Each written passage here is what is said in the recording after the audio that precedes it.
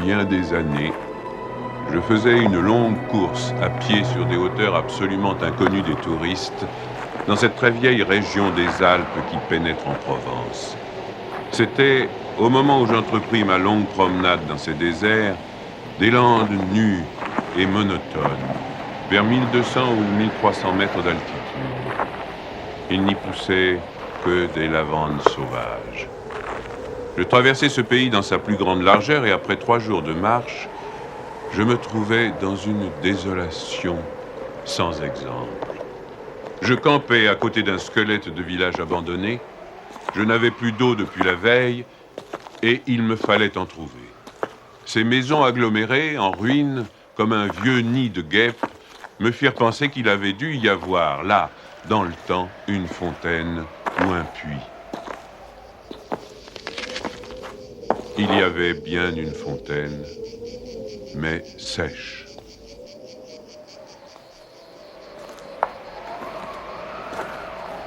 Les 5 à 6 maisons, sans toiture, rongées de vent et de pluie, la petite chapelle au clocher écroulé, étaient rangées comme le sont les maisons et les chapelles dans les villages vivants, mais toute la vie avait disparu.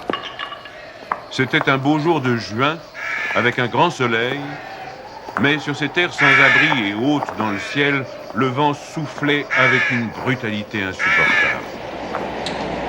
Ces grondements dans les carcasses des maisons étaient ceux d'un fauve dérangé dans son repas. Il me fallut lever le camp.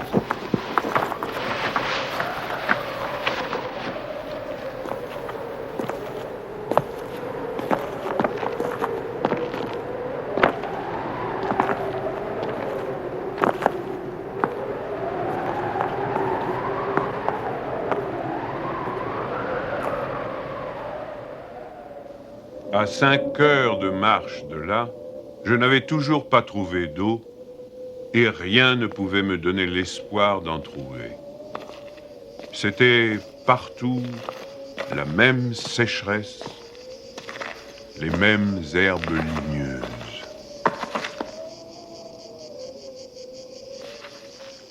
Il me sembla apercevoir, dans le lointain, une petite silhouette noire, debout. Je la pris pour le tronc d'un arbre solitaire.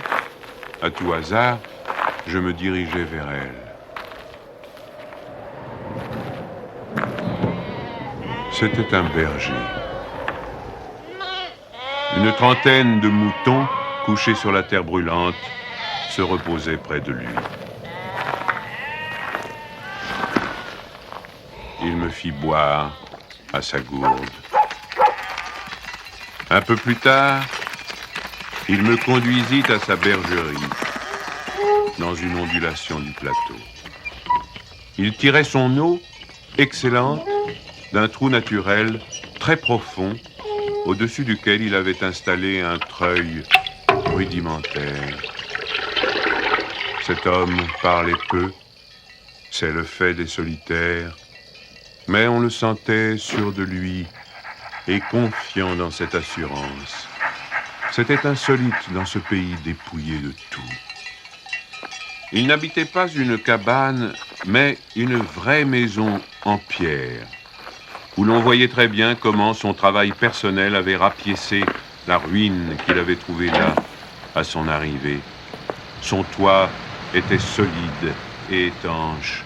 Le vent qui le frappait faisait sur les tuiles le bruit de la mer sur les plages. Son ménage était en ordre, son parquet balayé, son fusil graissé. La soupe bouillait sur le feu. Je remarquai alors qu'il était aussi rasé de frais, que tous ses boutons étaient solidement cousus, que ses vêtements étaient reprisés avec le soin minutieux qui rend les reprises invisibles.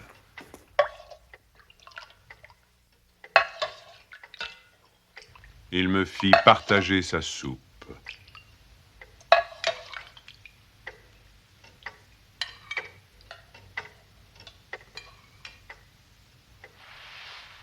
Comme après, je lui offrais ma blague à tabac, il me dit qu'il ne fumait pas. Son chien, silencieux comme lui, était bienveillant, sans bassesse.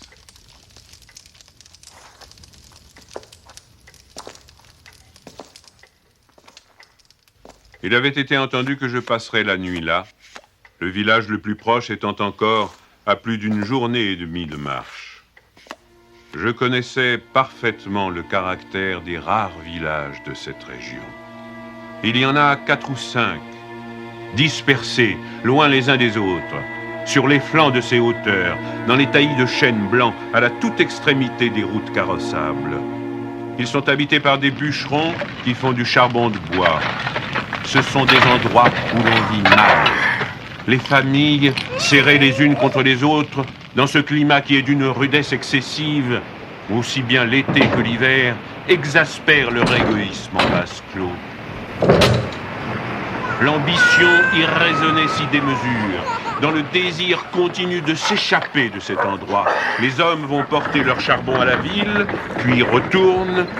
Les plus solides qualités craquent sous cette perpétuelle douche écossaise. Les femmes mijotent des rancœurs. Il y a concurrence sur tout, aussi bien pour la vente du charbon de bois que pour le banc à l'église, pour les vertus qui se combattent entre elles, pour les vices qui se combattent entre eux, et pour la mêlée générale des vices et des vertus sans repos.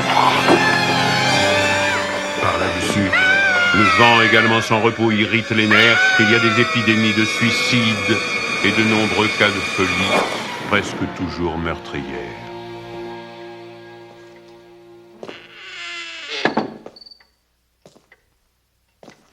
Le berger qui ne fumait pas alla chercher un petit sac et déversa sur la table un tas de glands. Il se mit à les examiner, un après l'autre, avec beaucoup d'attention, séparant les bons des mauvais.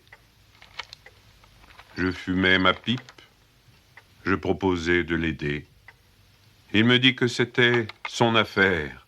En effet, voyant le soin qu'il mettait à ce travail, je n'insistais pas.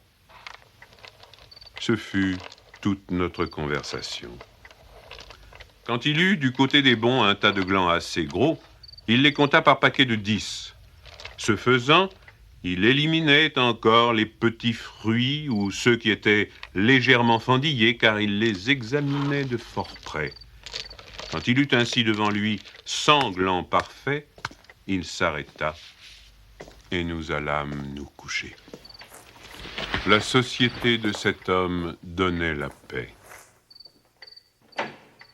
Je lui demandai le lendemain la permission de me reposer tout le jour chez lui. Il le trouva tout naturel, ou plus exactement, il me donna l'impression que rien ne pouvait le déranger.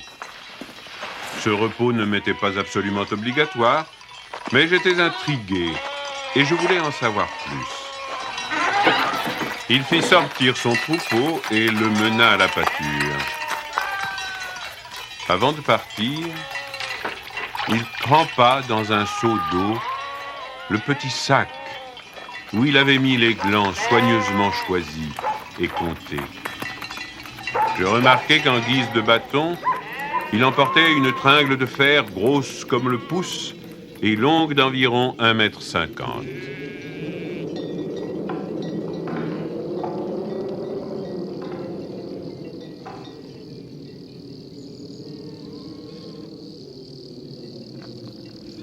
Je fis celui qui se promène en se reposant, et je suivis une route parallèle à la sienne. La pâture de ces bêtes était dans un fond de combe. Il laissa le petit troupeau à la garde du chien et monta vers l'endroit où je me tenais. J'eus peur qu'il vînt pour me reprocher mon indiscrétion, mais pas du tout. C'était sa route, et il m'invita à l'accompagner si je n'avais rien de mieux à faire. Il allait à 200 mètres de là, sur la hauteur. Arrivé à l'endroit où il désirait aller, il se mit à planter sa tringle de fer dans la terre. Il faisait ainsi un trou dans lequel il mettait un gland, puis il rebouchait le trou. Il plantait des chênes. Je lui demandai si la terre lui appartenait. Il me répondit que non. Savait-il à qui elle était? Il ne savait pas. Il supposait que c'était une terre communale ou peut-être était-elle la propriété de gens qui ne s'en souciaient pas. Lui ne se souciait pas de connaître les propriétaires. Il planta ainsi ses sanglants avec un soin extrême.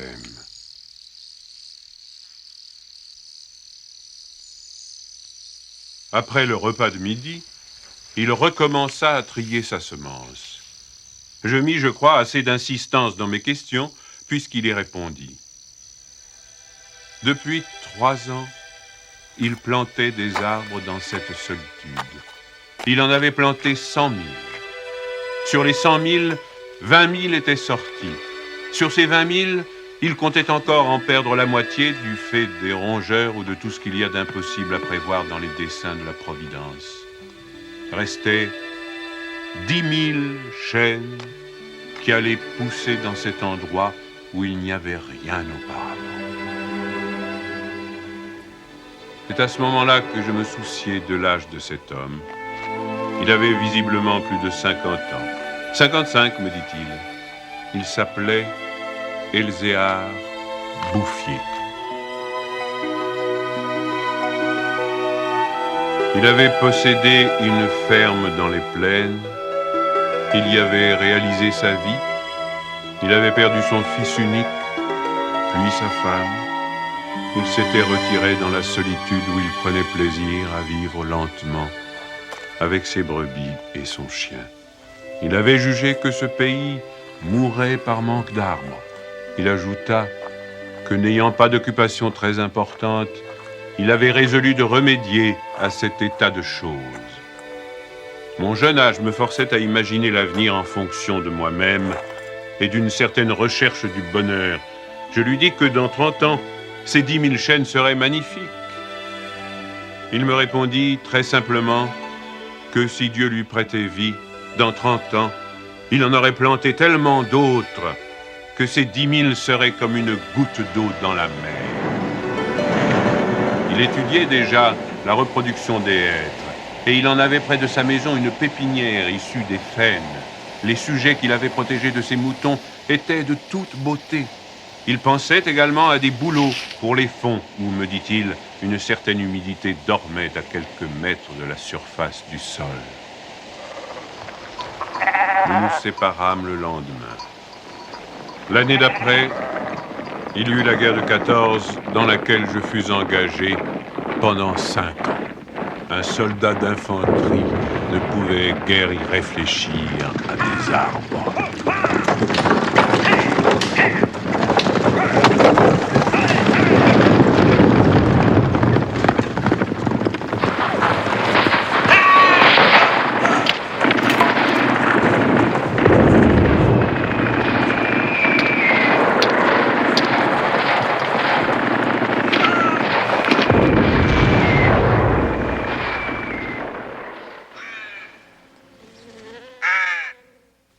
Sorti de la guerre, je me trouvais à la tête d'une prime de démobilisation minuscule, mais avec le grand désir de respirer un peu d'air pur. C'est sans idée préconçue, sauf celle-là, que je repris le chemin de ces contrées désertes. Le pays n'avait pas changé. Toutefois, au-delà du village mort, j'aperçus dans le lointain une sorte de brouillard gris qui recouvrait les hauteurs comme un tapis. Depuis la veille, je m'étais remis à penser à ce berger planteur d'arbres. 10 000 chênes, me disais-je, occupent vraiment un très large espace. J'avais vu mourir trop de monde pendant 5 ans pour ne pas imaginer facilement la mort d'Elzéar Bouffier. D'autant que, lorsqu'on en a 20, on considère les hommes de 50 comme des vieillards à qui il ne reste plus qu'à mourir.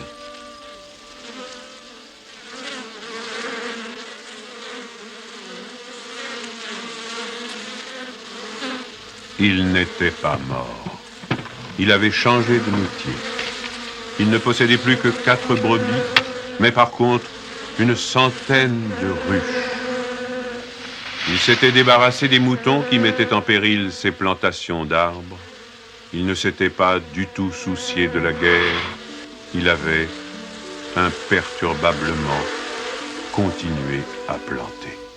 Les chênes de 1910 avaient alors 10 ans et étaient plus hauts que moi et que lui. Le spectacle était impressionnant.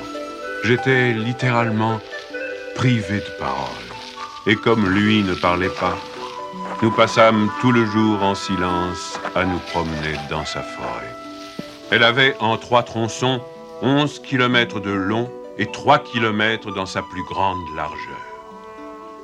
Quand on se souvenait que tout était sorti des mains et de l'âme de cet homme, sans moyens techniques, on comprenait que les hommes pourraient être aussi efficaces que Dieu dans d'autres domaines que la destruction. Il avait suivi son idée. Et les hêtres qui m'arrivaient aux épaules, répandus à perte de vue, en témoignaient. Les chênes étaient drus et avaient dépassé l'âge où ils étaient à la merci des rongeurs. Quant au dessein de la Providence elle-même, pour détruire l'œuvre créée, il lui faudrait avoir désormais recours au cyclone. Il me montra d'admirables bosquets de bouleaux qui dataient de 5 ans, c'est-à-dire de 1915, de l'époque où je combattais à Verdun. Il leur avait fait occuper tous les fonds où ils soupçonnaient, avec juste raison, qu'il y avait de l'humidité presque à fleur de terre. Ils étaient tendres comme des adolescents et très décidés. La création avait l'air d'ailleurs de s'opérer en chaîne. Il ne s'en souciait pas. Il poursuivait obstinément sa tâche, très simple. Mais, en redescendant par le village, je vis couler de l'eau dans des ruisseaux qui, de mémoire d'homme, avaient toujours été à sec. C'était la plus formidable opération de réaction qu'il m'ait été donné de voir. Ces ruisseaux secs avaient jadis porté de l'eau dans des temps très anciens. Certains de ces villages tristes dont j'ai parlé au début de mon récit s'étaient construits sur les emplacements d'anciens villages gallo-romains dont il restait encore des traces, dans lesquels les archéologues avaient fouillé et ils avaient trouvé des hameçons à des endroits où, au XXe siècle, on était obligé d'avoir recours à des citernes pour avoir un peu d'eau. Le vent aussi dispersait certaines graines. En même temps que l'eau réapparut, réapparaissaient les saules, les osiers, les prés, les jardins, les fleurs et une certaine façon de vivre. Mais la transformation s'opérait si lentement qu'elle entrait dans l'habitude sans provoquer d'étonnement. Les chasseurs qui montaient dans les solitudes à la poursuite des lièvres ou des sangliers avaient bien constaté le foisonnement des petits arbres, mais ils l'avaient mis sur le compte des malices naturelles de la terre. C'est pourquoi personne ne touchait à l'œuvre de cet homme. Si on l'avait soupçonné, on l'aurait contrarié. Il était insoupçonnable. Qui aurait pu imaginer, dans les villages et les administrations, une telle obstination dans la générosité la plus magnifique?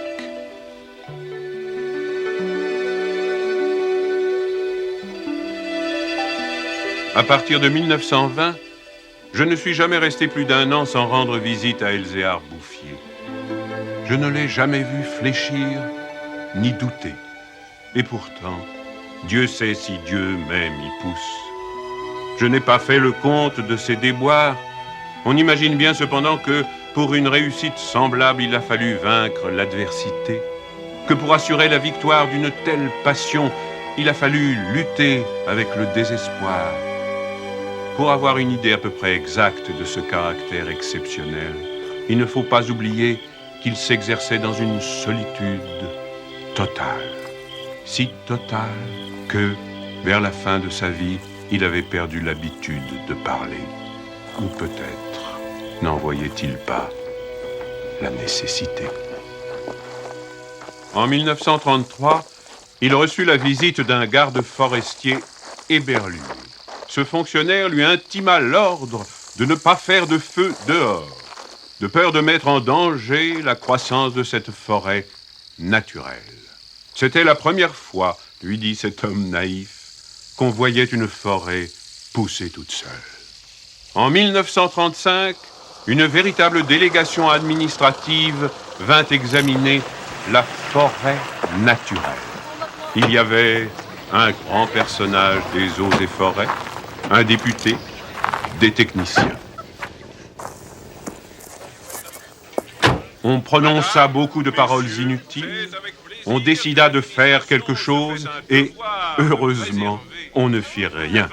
Sinon, la seule chose utile, mettre la forêt sous la sauvegarde de l'État et interdire qu'on vienne y charbonner. Car il était impossible de n'être pas subjugué par la beauté de ces jeunes arbres en pleine santé. Et elle exerça son pouvoir de séduction sur le député lui-même.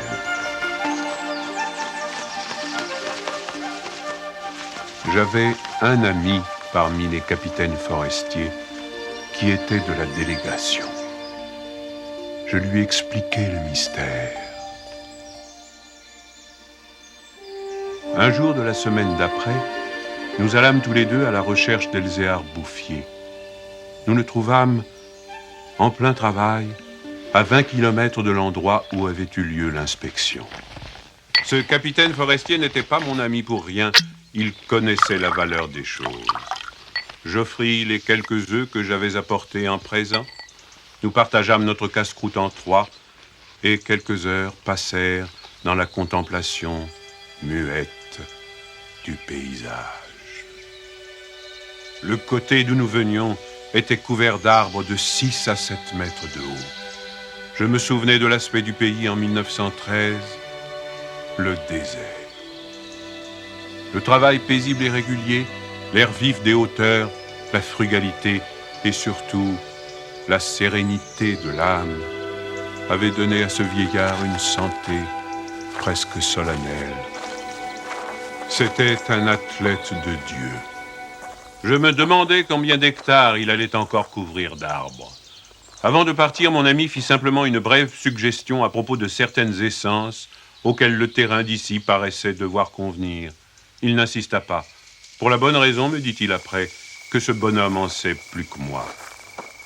Au bout d'une heure de marche, l'idée ayant fait son chemin en lui, il ajouta « Il en sait beaucoup plus que tout le monde.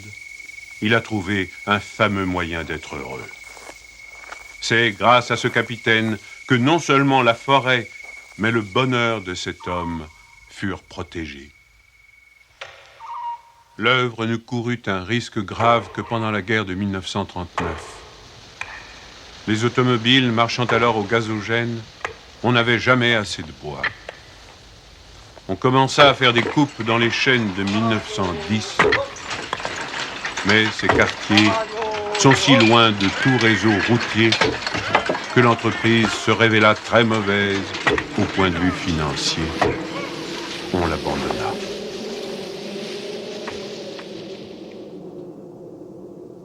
Le berger n'avait rien vu.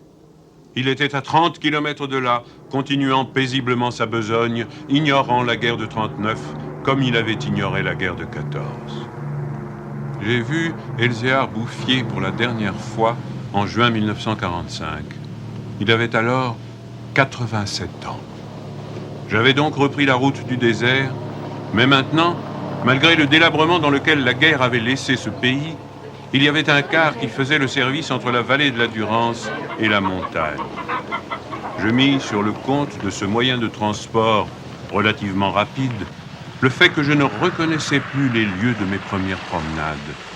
J'eus besoin d'un nom de village pour conclure que j'étais bien cependant dans cette région jadis en ruine et désolée.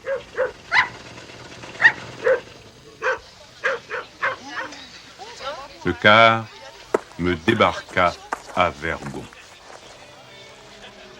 En 1913, ce hameau de 10 à 12 maisons avait 3 habitants.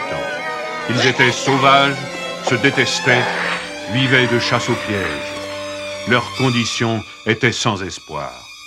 Tout était changé. L'air lui-même. Au lieu des bourrasques sèches et brutales qui m'accueillaient jadis, soufflait une brise souple, chargée d'odeurs. Un bruit semblable à celui de l'eau venait des hauteurs. C'était celui du vent dans les forêts. Enfin, chose plus étonnante, j'entendis le vrai bruit de l'eau coulant dans un bassin. Je vis qu'on avait fait une fontaine, qu'elle était abondante, et ce qui me toucha le plus, on avait planté près d'elle un tilleul, symbole incontestable d'une résurrection.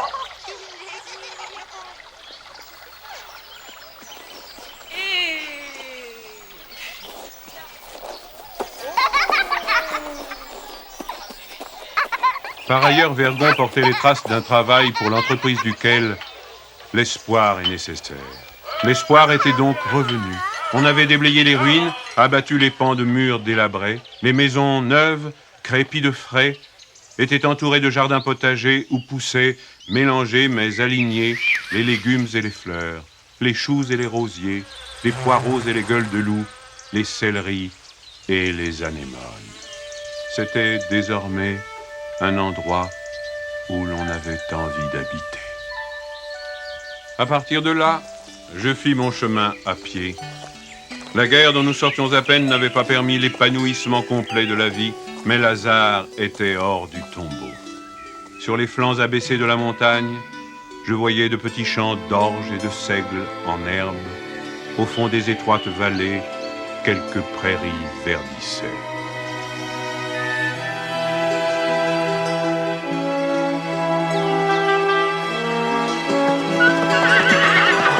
Il n'a fallu que les 8 ans qui nous séparent de cette époque pour que tout le pays resplendisse de santé et d'aisance.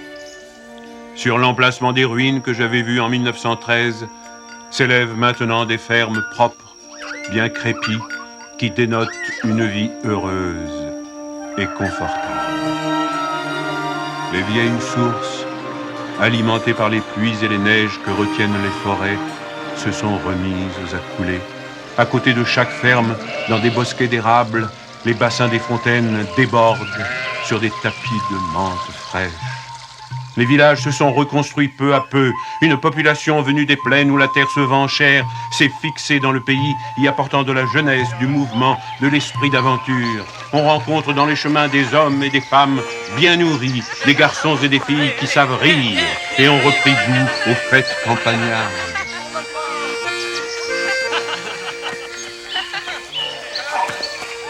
Si on compte l'ancienne population, méconnaissable depuis qu'elle vit avec douceur, et les nouveaux venus, plus de 10 000 personnes doivent leur bonheur à Elzéar Bouffier.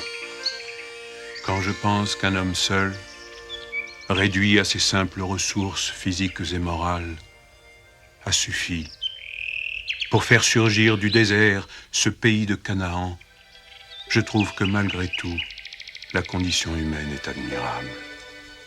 Mais quand je fais le compte de tout ce qu'il a fallu de constance dans la grandeur d'âme et d'acharnement dans la générosité pour obtenir ce résultat, je suis pris d'un immense respect pour ce vieux paysan sans culture qui a su mener à bien cette œuvre digne de Dieu. Elzéar Bouffier est mort paisiblement en 1947 à l'hospice de Banon.